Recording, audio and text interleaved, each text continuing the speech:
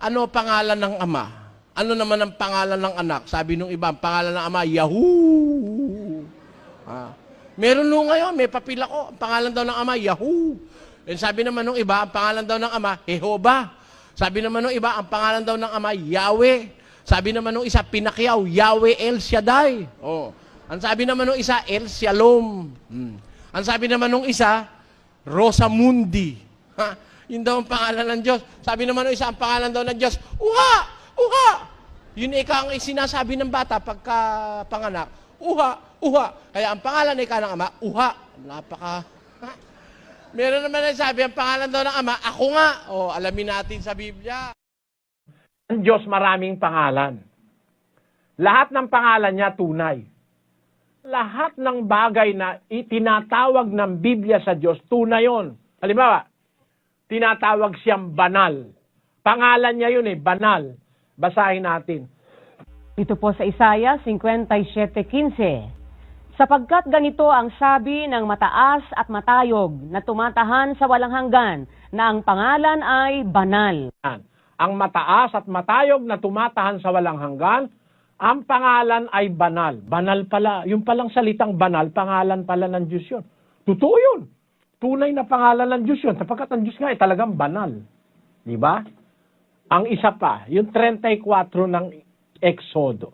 34:14. Sapagkat hindi ka sasamba sa ibang Diyos, sapagkat ang Panginoon na ang pangalan ay mapanibughuin ng Diyos. Isa sa pangalan niya, mapanibughuin.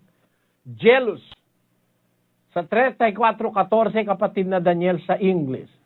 For thou shalt worship no other God, for the Lord whose name is jealous is a jealous God. The Lord whose name is jealous is a jealous God. Ang Panginoon na ang pangalan ay mapanibughuin ng Diyos. Tunay na pangalan niya yon. Yung banal, pangalan niya rin yon. Ito pa isa. Basahin natin sa 28:58 ng Deuteronomio. Kung hindi mo isasagawa ang lahat ng mga salita ng kautosang ito na nasusulat sa aklat na ito, upang ikaw ay matakot dito sa maluwalhati at kakilakilabot na pangalang ang Panginoon mong Diyos. Praise na ang Panginoon mong Diyos, pangalan din ng Diyos yun. Maluwalhati at kakilakilabot na pangalan ang Panginoon mong Diyos. Meron pa isa, sa 5:27 ng Amos. Kaya't kayo'y aking papapasukin sa pagkabihag sa dako roon ng Damasco, sabi ng Panginoon, na ang pangalay Diyos ng mga hukbo. Ang isa sa kanyang pangalan na tunay ay tinatawag siya ng Biblia na Diyos ng mga hukbo. God of hosts. Diyos ng mga hukbo. Diyos de los ejércitos. Diyos ng mga hukbo. Yan ang isa sa kanyang pangalan.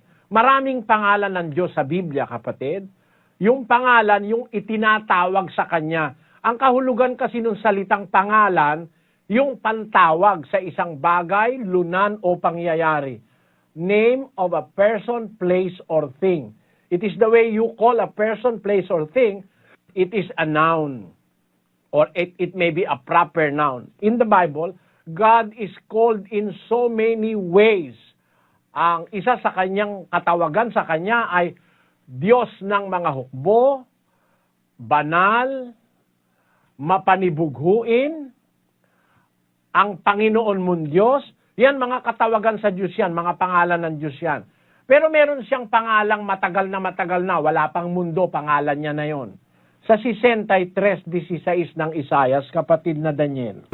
Sapagkat ikaw ay aming ama, bagaman hindi kami kinilala ni Abraham at hindi kami kilala ng Israel, ikaw, O Panginoon, ay aming ama, aming manunubos na mula sa walang pasimula ay siya mong pangalan. Mula pa pala sa walang pasimula, ang pangalan niya Ama.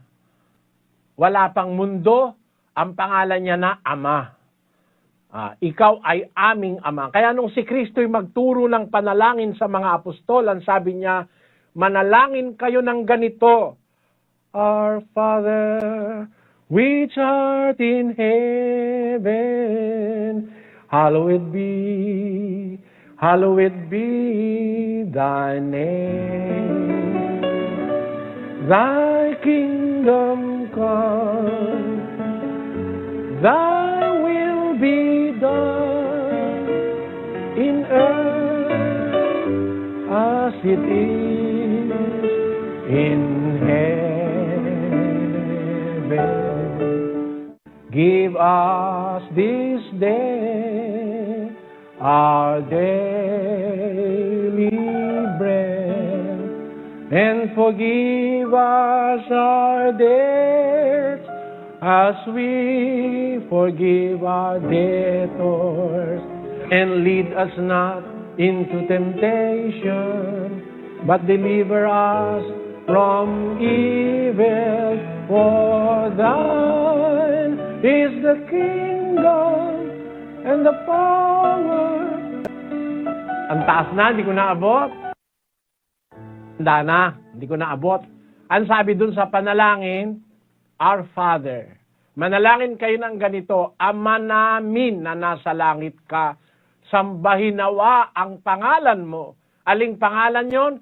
Yung pangalan niya mula nang walang pasimula. Yun ay ang salitang Ama.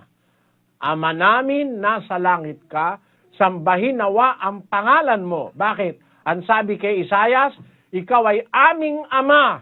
Mula sa walang pasimula ay siya mong pangalan. From everlasting is thy name. Kaya yung salitang Ama, yon ang walang hanggang pangalan ng Amang makapangyarihan sa lahat, kapatid. Marami siyang pangalan. Puro tunay yan. Wala namang peki dyan eh. Ang lahat ng sinasabi ng Biblia tungkol sa Diyos ay puro totoo. Kaya kung sinabi ng Biblia, ang pangalan niya ay banal, tinatawag siyang banal. Kung tinatawag siyang mapanibuguin, pangalan niya yon. Tinatawag siyang Panginoon ng Panginoon Diyos, pangalan niya yon. Tinatawag siyang Diyos ng mga hukbo, pangalan niya yon. At marami pang iba na tinatawag sa kanya sa Biblia.